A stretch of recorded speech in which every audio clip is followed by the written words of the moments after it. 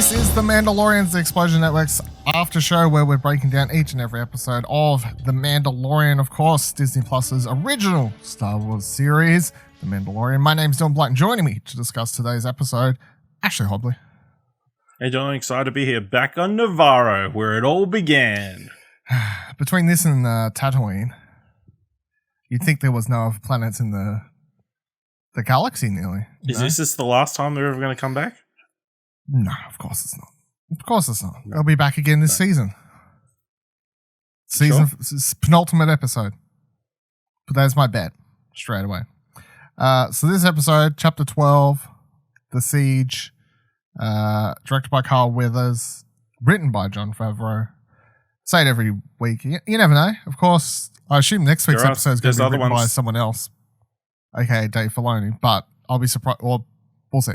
Anyway, yeah, shout outs also, Carl Weathers, of course, get that out of the way straight away. Like, when they announced he was going to be directing an episode, I was like, I don't know, like, you look at his IMDb, he's directed a couple things here and there, but obviously, I think he proved himself worthy with this episode. It's quite action-packed, and I felt like the action was shot quite well. So Carl Weathers did a good job. And of course, it's a big job directing and also having to act as well. I guess maybe he picked it up from Stallone back in the day. Like that's just where the experience comes from. Synopsis for this episode was simply the Mandalorian rejoins old allies for a new mission. I feel like the core setup for this week's episode, of course, was easily predicted last week when we was discussing. It's like the Razor Crest ship is in a shit heap. Mando needs somewhere to fix it up. And of course, he's like, "Oh, you got to just assume at the start of the episode he's close to There's Navarro." only two places. Yeah, he's like, "Oh no, I'm closer to Navarro. Maybe I'm closer to Tatooine. I don't know." It's interesting anyway. What was your overall thoughts for this week's episode anyway? Solid. Like, it was a fine episode. I think the key to this episode, it gave more hints as to what the complete story of the season is potentially going to be, and gives a little bit more insight into Mof Gideons' motivations and desire to hold the child, which has kind of been on the back burner so far this season. So that's kind of what made it a bit more interesting. But yeah. It's what about you? What do you think? I thought it was a perfectly okay episode. I thought a lot of the dialogue was kind of but also, well, a lot of the dialogue was at times rather cheesy, and then also there was a couple lines delivered by, and I'm not just picking on her for certain reasons, but there was one particular line and a couple others delivered by Gina Carano that I thought were. There's that one part in the ship where she shouts, she says something like, "Oh, come on," or "What are you doing back there?" It was something like that, and I was like, "Oof." So between that and like, some cheesy dialogue, I thought it was an okay episode. It was obviously the heights of the episode. The most interesting stuff is the stuff you were hinting at, of course, all the stuff with Moff Gideon and his need for the child, and we'll discuss that. We'll save that all for a moment because we'll just get through the rest of the episode because we can probably get through the rest of the episode pretty quickly, and then I'm sure most of the discussion will be on that sort of stuff. So let's start with, of course, the episode starts with they're floating through space, Razor Crest, absolute shit heap. Yeetle, for some reason, is trying to fix the ship. So before I watched the episode, I opened Twitter and I saw people like posting Groot gifs saying that this episode reminded them of Groot. I was like, I don't really know. Like, that didn't spoil anything, but after watching this scene, I was like, okay, I get it. It makes sense now. I get what's hinting at here. So as I wrote my notes here, Yeetle's trying to fix the ship, but he doesn't seem to understand the red wire goes where the blue wire went, and the blue wire goes where the red one was. Because that was said over and over. Like, you need to put the blue one where the red one was? No, you don't need to put them together. It was really like talking to a toddler. Pretty much. As soon as he was like talking to him, I'm like, because at the start he's talking to someone and you're like, is there someone else on the ship, or has he literally got the child trying to fix the ship? Because that's not a good idea. That's probably not going to go the way he wants it to. Anyway, yeah, this was of course a funny, great opener to the episode. I mean, very funny, surprising, very cute. He took a lot of damage. I mean, and he put when it was all right. Yeah, he's like 80 years old. He can take a punch or an electrocution. Or an electrocution. Yeah, I'm sure Mando wouldn't have sent him up there if he thought the electric shock could kill him. Like, you know what I mean? That's true. Like he must have known it would only be at worst a mild shock or something. Yeah. So after this great opener, we have this scene with Cara Dune on Navarro where we discover that she is now the Marshal and or of Navarro, obviously. And she saves some meerkat thing. This whole scene is nothing but, hey, Cara Dune's still a badass in case you forgot, right? Like, I don't think there was any other reason for this. Like, there was no explanation or... No. I don't know what those creatures were. Neither. It's a meerkat. Or why they wanted to cut that cat Must up taste and good. eat it. Is it endangered? Is that why she was trying to save it? Maybe. Well, she says she says she has to take some stuff back to other people, so you just presume that she's doing the marshal's job, I guess. She's saving people's stuff and returning to it. Anyway, I could do without this scene. Because I obviously I'll put it out here, right? So I come into the episode and I'm like, all right, let's see how well I can not let real world events bother me. That's the mindset I came into the episode with. I was trying. Like, I came in like, it's probably only going to be in one episode. Let's just try and focus on Cara Dune, and let's see how we go. Separate the art from the artist. Yeah, I was like, I'll see how I go. And as soon as she showed up and she started like doing all the badass moves, literally in my mind, I'm just thinking, I just started going, wow, if this had been like a year ago, I was trying to remember what I would have felt watching this a year ago, if you know what I mean. Like, I was like, would I have normally been excited by this? Like, I couldn't remember if I liked Cara Dune or not. I was like, I don't know I don't know. Like, I forgot how I feel. I don't know. How do you feel about it was fine. Yeah, okay. Again, there was no reason to really care. I mean, it was nicely choreographed and, she took them all out. One of them was burnt in the face for some reason. I couldn't quite remember. I don't know. At the end of it, why it was all burnt, but yeah. Whatever. Anyway, so Razor Crest comes in. If she's got a pistol, why don't she just shoot them all? I know, she's arresting him. She's a cop now. So Razor Crest comes in looking like a shit heap. Mando's greeted by Cara Dune and Grief Karga, of course. Grief is like, no problem. We'll fix up your ship. Come with me. Have a look around the town. The first thing you notice as they're walking around... Was it weird that he was so in love with the child? I felt like he wasn't that obsessed with the child before. No. I was like, man... Maybe after he saved his life. Maybe like he's more... He's grown attached. I was like, whatever. I didn't... Yeah. I can't recall him being that like babyish with it before, obviously, but... Yeah. Whatever. So they walk around Navarro, and of course the first thing you notice is the fact that it's now like it's a friendly planet. There's people walking around. There's like a proper market. When you compare that to the first season where it was basically a criminal underworld. I mean, they made sure to give you that shady shot of that mechanic guy. Yeah, that is true. Yeah. I remember thinking then, like, what's this do? Like, I was waiting for the cutback shot of him like calling Gideon, but then of course when you get to the end of the episode, I was like, oh, of course, yeah, that wasn't foreshadowed. Yep. So they go to the bar, or what was like the Werner Herzog's place, yeah, and that's now being turned into a school of some sort for kids. Where are all these kids? Oh, for kids, really? Yeah, at school. Well, just to clarify, like you're never too old to learn something, as I say. That's true. All humans, by the way. I thought that was a bit was odd. it? I didn't pay attention, to be honest. But yeah, maybe you're right.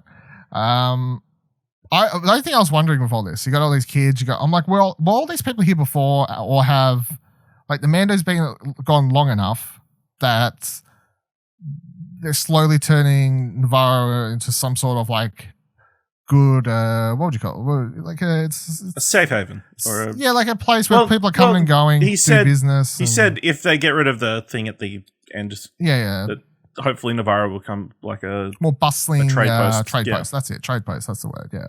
So I'm like, have these kids shown up with people moving into Navarro in the like however long it's been since they was there last time, or were they here before? Because highly doubt it. Nonetheless, anyway, so you got this school where this droid's teaching him stuff, and Grief's like gonna leave the kid here. So they put.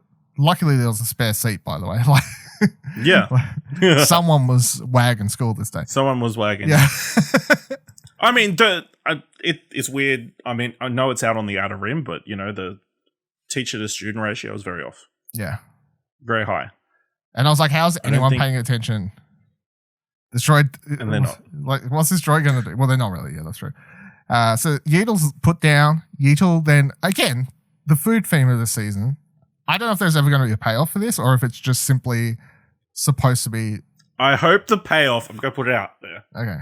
Hope the payoff is he eats Moff Gideon at the end of the season. Wow, what a turn of events. Because he's eyeing off what I wrote down in my notes as blue Oreos, right? That's what they were, right? No, they're macarons. The macaroons. Okay, blue macarons.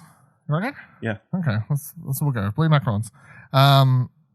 So he's eyeing them off. He's sort of trying to communicate with the he asked politely. He asked as politely as he can. As he can, yeah. He asks as politely as he can for these blue treats, and the kid says no. So then he instantly becomes a villain. Yeah. That's clearly the school bully, who picks on everybody, a bad guy. And then Yeetal, mistake. I'm not wrong, right? This is the first time in the entire season he's used the Force. Yeah. The first time in the entire season he's used the Force, and it's to steal some fucking blue macarons. I mean, he could have used the Force to steal eggs as well, but we that's didn't the first see time it. we've seen it. That we didn't see. We've seen it. It's the first time we've seen he used it to steal food. He's a fucking animal, isn't he? Like, Yeetal hungry. Yeah. Make that a shirt. I don't know. Like this is the food thing. I've just can't help but keep wondering: is there a payoff? Like, what's the? He's a grown boy. Is it just continuously for the memes? Did they know it would be a meme? Did they know it would be a thing? Like, there has to be a theme at play here. They saw the frog reaction to the frog stuff last year, and they're like, "We're gonna have him eating stuff constantly." Maybe people love it when he's eating, but they don't stick anymore. Stuff in his mouth. They made one big mistake. Yeah, they should have. I don't know. People are mixed. Yeah, well, it's very mixed. If they had him eating nothing but fucking Oreos and macarons. I mean, if the meme for the last 6 months has been give him chicken nuggets, I think they were right in thinking people would be happy of him eating food. True. Well, also, I missed shout outs to him and Mando at the start of the episode sipping on soup together. With unison, like drinking that soup at the same time. As close to a face. Got to see, that we've gotten some time. Got to see some of Pedro Pascal getting some screen time. Yeah, Chin. I don't know if I don't know if there's more to read into that scene of him becoming less attached to wearing his helmet all the time, or because obviously the thing is, like, it's very easy to dismiss it as, oh, it's the child, so he's allowed to have his helmet off in front of him, but he's not, right? Like, under the creed, it's not to anybody as far as I'm aware. Yeah, not to anybody. As long as he doesn't reveal his entire face, he's okay. Yeah, but I think, well, I mean, just the fact that he was willing to eat next to him and just reveal that much of the face, I guess, shows how either comfortable he is with the child now, or how lazier he's getting with sticking to the rules. Maybe, I don't know. Maybe that's to do with the maybe last week. Yeah, exactly.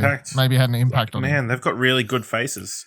I'm sure that breeze is really nice on their faces. Yeah, he's like, what's that like? So then, what was up to? Yeah, school, right? So Mando then has a job pitched to him.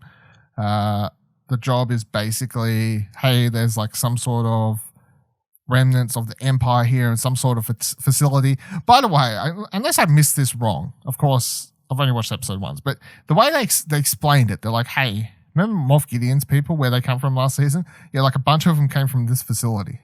Is that not what they said? Yeah, that's what they said. So Moff Gideon showed up by himself and then called everyone over from this facility that was right next door that no one ever bothered to mention was there or do anything about or care to. Maybe they didn't notice. I mean, it's very far away from the town. It is. But then also, if you link this into stuff later with that doctor showing up, it means that doctor never arrived on planet. The doctor was always on planet, right? You know what I mean? Yeah. Like, just put into perspective, like, because we always assume the doctor came down from a different planet, probably from Moff Gideon's ship or whatever, but it seems obviously the doctor would have always been on planet. And the child it sounds like they were set up in the two places, one squadron or whatever in the town and then one over in this base. So Grief wants to take this out because wants to help make the planet safer so he can turn it into a bigger trading post, blah blah blah blah. Basically it's, hey, I know we could have just come here, you fixed your ship and we fucked off, but we also need to have you go visit this facility somehow, so come help us. So they head off to the base and they're dropped off they reintroduce I've got Mithril. that. Yeah, Mithrol's reintroduced, who, in case you forgot, is the blue dude from episode 1 of last season, who was Mando's first bounty, who I'm pretty sure pisses himself, his equivalent anyway, when he sees Mando. That's what I took that as. He has a bunch of like steam coming out of his face or something. Oh, it was basically, I took that as him pissing himself. Yeah. Just being a little bit scared. Yeah, a little bit of Mando. Yeah. Played by Horatio Sands, if you didn't know, from SNL back in the day. And he's serving 350 years or something. As punishment for his crimes, yeah. So he takes them to the facility and they're trying to break into the door, and at first they're having trouble. Mando jetpacks up into the sky, he throws someone off the edge, and then they manage to break into the facility. And when they get inside, they discover that it is not just a random army facility or a barracks or something along these lines. No, it's actually a laboratory. And they see a thing in a jar, which put a pin in because I'll just lay out all the facts, then we can tie them all together. They see a body in a Bacta jar of some sort, right? Then they put on a recording or like a message, whatever you want to call it, hologram message. And it's Dr. Pershing from season 1 returning. And he's sending a message to Gideon, and he's I think it was just more of an actual journal entry, possibly, yeah. And he explains that the count that they had for the subjects, the child's M count, which I first want to shout out, M count. I love that they had midichlorian come back in, but they still weren't willing to say it. This is the closest they've had to mentioning midichlorians since episode 1. And that's what it is, obviously, M count. They're like, because they're talking about the child, obviously, and the child's blood. Yeah.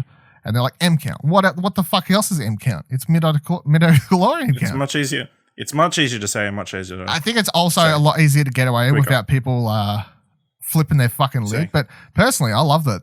And I think it's vague enough that people who don't care, maybe aren't as big a fans, they won't click straight away. Yeah. As soon as he said M count, I was like, wow, they went there. It's taken 1999, what's that, 21 years? We got there, though. Well, I guess it'd be from whenever the last episode. But they haven't said midichlorian in anything since episode 1. Any of the other prequels? George always said that he had bigger plans to include it in the future installments, but the reaction to introducing it was such vitriol that it was the one thing he actually backed down on doubling down on. So it's interesting that's here. So shout out to that, by the way. And basically they explain that they had used the child's blood for a bunch of experiments. They put it into bodies or subjects, and it seemed that the subjects had either died or rejected the blood or something along these lines. Of course, there's two directions that you can take this. The most obvious one is obviously that they're trying to find a body or a subject, inject it with a strong count of midichlorians, and then have the Emperor's fucking soul, or whatever you want to call it, return to that body, right? I feel like that's the one that everyone's going to go to. Snoke is Baby Yoda's grandchild. I mean, is what we're saying. That is possible. That is very possible. Now, I have to skip to the end to bring up the second possible thing. I'm not going to put a pin in it. We'll get to it now. So we'll skip right to the end because it tied all together. So at the end of the episode, aboard Gideon's ship, we do learn that, of course, one of the aliens had stuck a tracker on the Razor Crest, and we also see Moff Gideon in a room of a bunch of what look to be Dark Troopers. Now, Dark Troopers currently are not canon. They are Legends material. But I've got the Wikipedia open so I could describe them for people, though. So Wikipedia writes, the Dark Troopers were advanced battle droids and infantry exoskeletons that featured heavy plating that resembled the armor of a stormtrooper, powerful weapons and jump packs for increased flexibility and tactical advantage. Besides the Phase 0 prototypes, they came in three versions. The Phase 1 Dark Trooper was a skeletal droid armed simply with a vibro blade and a physical shield, primarily a testbed for later stages. The Phase 2 Dark Trooper, which featured, in addition, the external elements, and the Phase 3 Dark Trooper, which was the main unit and was never fully developed. Only Phase 3 prototypes were on board. Archammer, one of these was the originator for the project, blah, blah, blah. It was a more powerful variant, blah, blah, blah, blah, blah. Dark Trooper project, though, was basically the idea of, so what was it? It's Phase 3 here. There was a, what do you call it? Like it's a combination of like a cyborg, I guess the closest Star Wars gets like cyborgish type experimentation. Like they started off with, you know, like putting people in them, and then they were slowly they were injecting them with stuff to try and turn them into like force sensitive, sort of all powerful stormtrooper type things. So if that's what's at the end of the episode, Dark Troopers, or a version of Dark Troopers, or a similar swing of the idea of Dark Troopers, then the second thing that they could be trying to use the child's blood for would be to be creating an army of more powerful clones. They're trying to make an army of super clones. Super soldiers, some would say. Yeah. I think they're allowed to say that because they're in Marvel, right? I think they get away with that one, yes. So that's the second thing I would like to put out there. And the third thing I'd like to put out as an option is that, and this is the one I'd lean more heavily towards, right? Because I think if they do, I think they are Dark Troopers because they look very much like the classic designs. If you go, like I've got a picture in the video version of like the 3 designs. It looks somewhere between the Phase 2 and Phase 3 versions of the Dark Trooper that you see at the end of the episode. I think if they do Dark Troopers, they just make them like super powerful, like stormtroopers, and of course Ahsoka's going to have to fight them, but we'll come back to that. If the third option, though, that I think is actually the most viable, is that Moff Gideon is experimenting, putting midichlorian blood, aka the child's blood, into test subjects to see if he can make himself force sensitive. And the reason I lean more heavily into this option, is that the first option means that we're saying that he's still 100% committed to the Empire, and that the Emperor had this as one of his like fallback plans. But that goes against everything we were saying a couple of weeks ago, where we were saying that Moff Gideon was kind of acting like a terrorist splinter group leader. Yes. You know? Whereas if he was trying to make himself force sensitive, that's more in line with the way I think Moff Gideon's been acting and the way we've been describing his character, of the very little, of course, that we actually know about him. But I think option 3, if I had to pick one, like how do you feel? I think probably somewhere between 2 and 3. Like, I think his end goal might potentially be to eventually make himself more powerful. Because he has the dark saber. I think he's, you know what I mean? Yes. Yeah. But I think he definitely wants to test it on other people first. Yes. I really don't think and don't want it to be anything to do with the Emperor.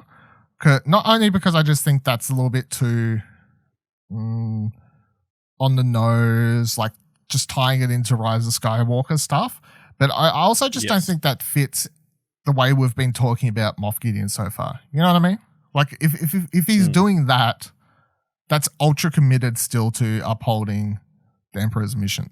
And also, it doesn't really fit with everything we know about the Emperor in like what we've seen him do in post episode 6 stuff so far. Like he's had contingency plans explained in expanded universe material, but all of his contingency plans, like explained in Battlefront 2's campaign and some of the comics and all these sorts of things, all of his contingency plans were basically, if I've fallen, fucking just destroy anything, which is kind of falls into the idea that the Emperor was more like, if I can't rule, no one can. You know what I mean? Like he never set up the Empire to have a second in command that would step up in case he died.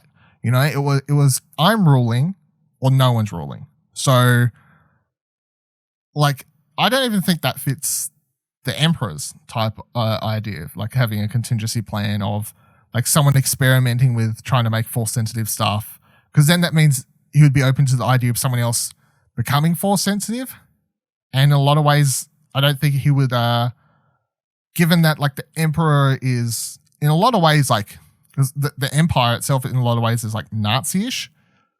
I think the idea of having like someone who wasn't born force sensitive but then made themselves is like the equivalent of like in Harry Potter where they call like fucking what they call Hermione, like a fucking like half blood, but like whatever the more like mud blood. That's it. Yeah. Because that'd be like the equivalent of having like a mud blood, which I don't think the Emperor would be for, because you know the Nazi sort of inspirations and that sort of thing. So I don't know, it's interesting. I definitely feel like though, between him trying to make himself force sensitive and the Dark Troopers at the end, that we are building towards Ahsoka having a showdown with the Darksaber. Maybe not next week. I don't think next week. That would be too much. But I wouldn't be surprised if that's where the show is heading. Because I just don't think... We've seen Mando get his ass kicked a lot, and I just don't think he could actually take on someone with a Darksaber, and I don't think he could take on an army of Dark Troopers either. You know who could take on an army of Dark Troopers? Army of other Mandalorians. Maybe we go speak to Bo-Katan, which, as I was saying, he'll have to go ask for help, and she'll be like, okay, I'll help you. If you help me take Mandalore. I'll help you defeat Moff Gideon if you come help me take Mandalore afterwards. No, I think if he specifically says Moff Gideon, she'll be on board. It's just as you have to give me the Darksaber. True. Because she knows Moff Gideon has the Darksaber. Yeah. Right? Oh, no, she doesn't know she who knows. has the Darksaber. She knows he has it. Because in that episode, she asks the guy, and she's like, does he have it? And then he goes, if you're asking that question, you already know he has, or something. Like, does he have the Darksaber? She even says the Darksaber, I'm pretty sure, in the episode. She's like, doesn't he have the Darksaber? Anyway, yeah, so that's all of this scene. I'm sure there's going to be lots of theories about it. I just think that the most obvious one that everyone's going to be jumping to, that it's Snoke, that's related to Palpatine. I just think the most obvious answer is just not going to be the right one here, because I don't like it, and it's too obvious to be true, and it doesn't fit with Moff Gideon, in my opinion. So after that kind of bombshell in the middle of the episode, or 3/4 away through the episode, you kind of get just more or less an action scene for the rest of the episode to figure stuff out. So you have Mando takes off because he thought that Gideon was dead. So then he's like, well, if Gideon's alive, the child's not safe. So he fucks off to go find I will say, I feel like the child could have been with them the entire time. Out of all the places he's been, yes, because he's been in way more danger. Yeah. But for whatever reason, Greef's like, no. You don't want to take him. This is a place where no child should be. Not to mention, he thought the place was going to be run down or barely run. It was going to be a skeleton crew or something. Yeah, exactly. And I don't appreciate that they were pushing Horatio Sands to do all the work, like the entire time. It's like the three of us will cover you. He's a prisoner. You go over this lava pit and activate the whatever. Turn the thing on. Yeah, so they do after just asking him to drive him there. Yeah, so they do manage to activate whatever means of self-destruct. There was something to do with the lava, the way it was the lava, or something. Yeah. So they activate all that. Mando takes off. Cara Dune, Greef, and old mate whose name I've just forgot, Mithril. They have to fight their way out. They have a bit of shooty bang bang. Cara finds a craft of some sort. I'm not actually sure what it is.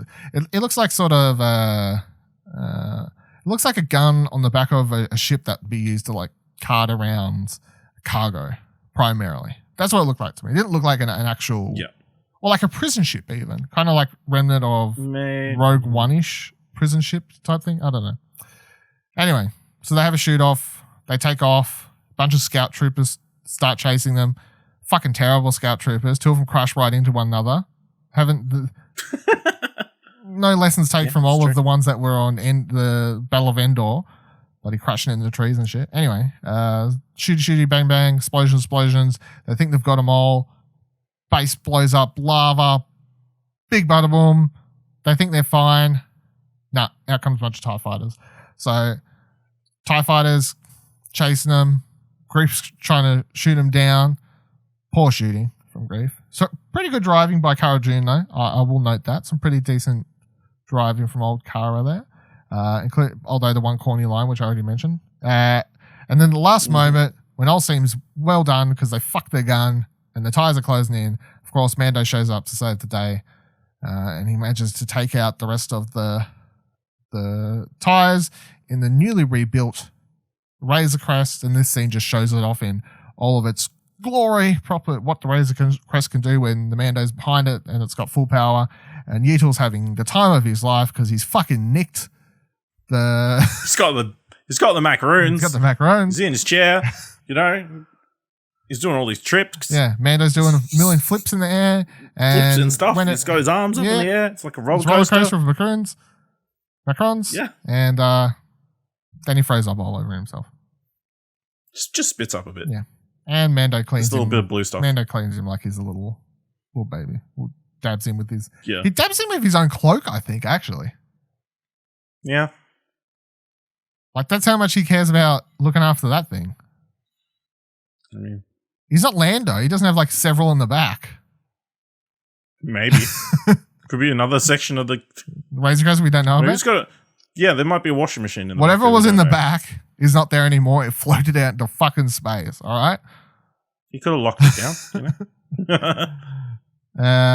So then, the Razor Crest, they don't bother landing, of course. He calls in Greef. He says thank you. No need to pay. He's done enough. He's got a job to do. Off he heads. And then the scene ending the episode is... I went and looked up the name so I could get it right. So Captain Carson Teva shows up once again, who is the one from not last week, but the week before. Chapter 10.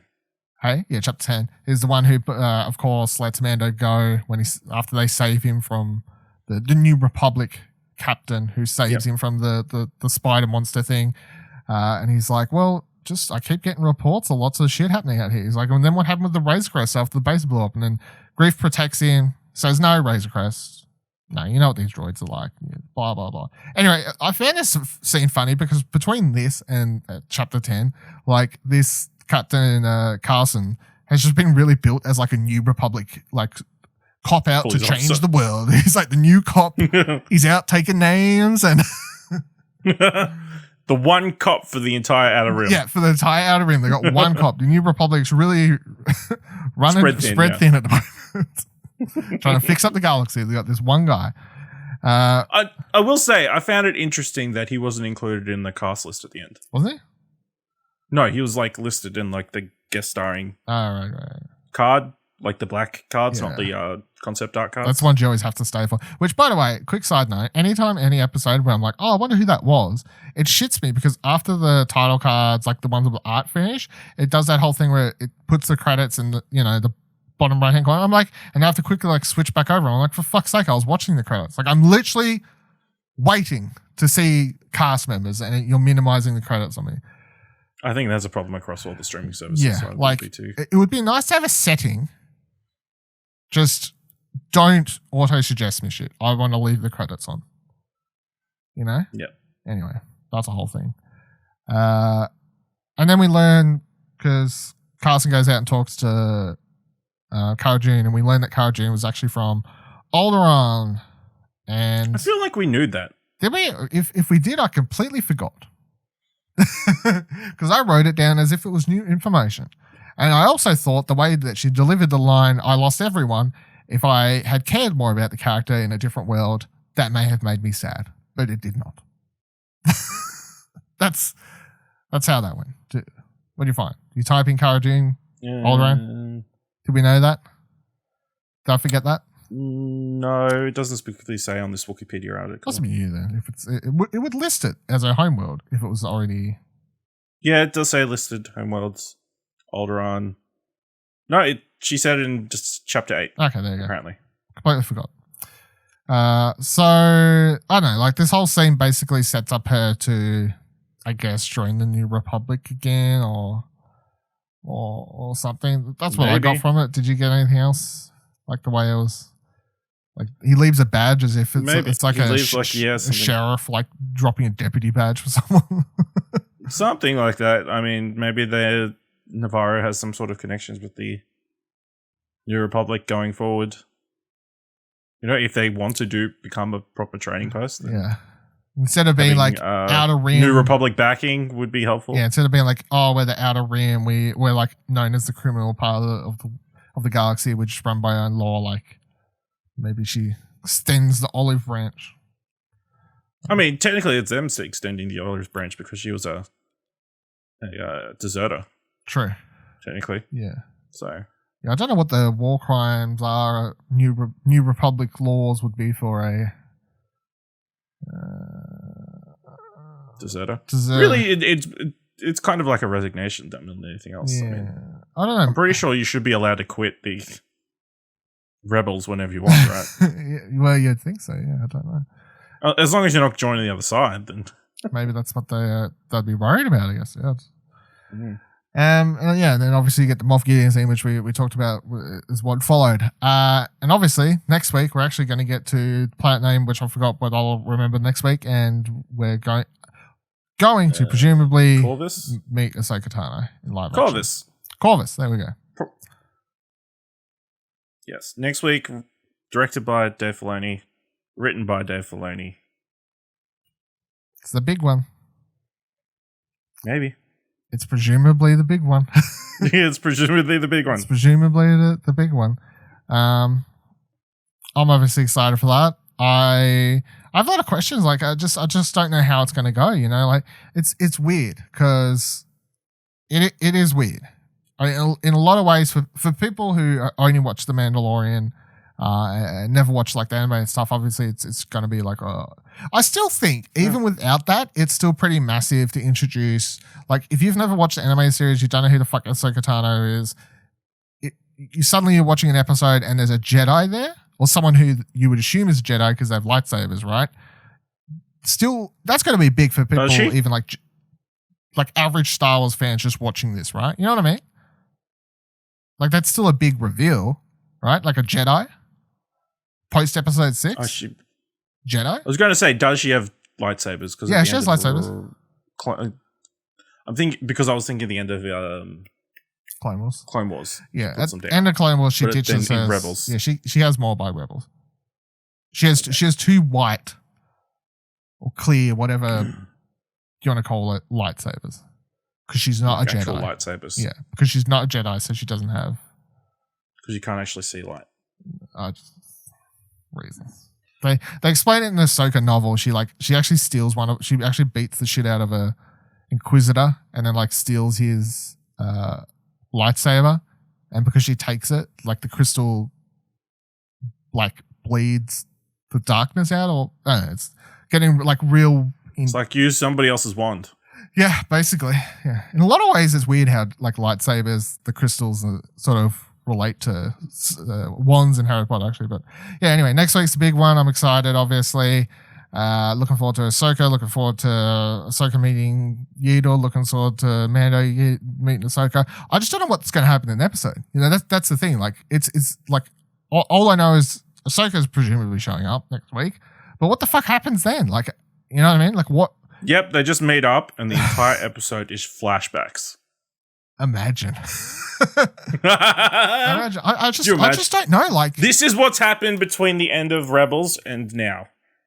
I have so many questions. You would lose your mind, right? Well, I'm gonna put it out there, right? I'm already gonna be very excited to see Ahsoka. I'm somewhat trepidatious because I can't picture live action Ahsoka after years and years and years of nothing but animated. Actually, obviously, yeah. I just can't. My head is struggling to compute, but I just keep forgetting and having to remind myself that if Ahsoka's there, I may be seeing Sabine as well. I'm like, maybe. I'm going to go fucking nuts is what I am. Going to go fucking ballistas if I get to see all my favorite characters showing up in live action. What if I hate them? What if you don't like this interpretation? Yeah. It's like, you ruined my childhood. No, yeah, you ruined my childhood. I'll become one of those people. Yeah, so obviously they'll do it for this week's episode. Very excited to be talking next week. I presume next week's going to be a massive one, so get excited, I guess.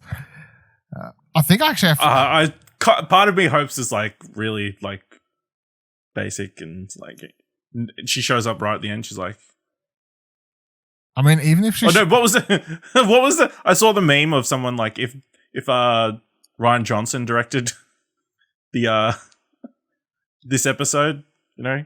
No, what was that? The Mandalorian would show up and Ahsoka would throw Yeatle over the edge of a cliff.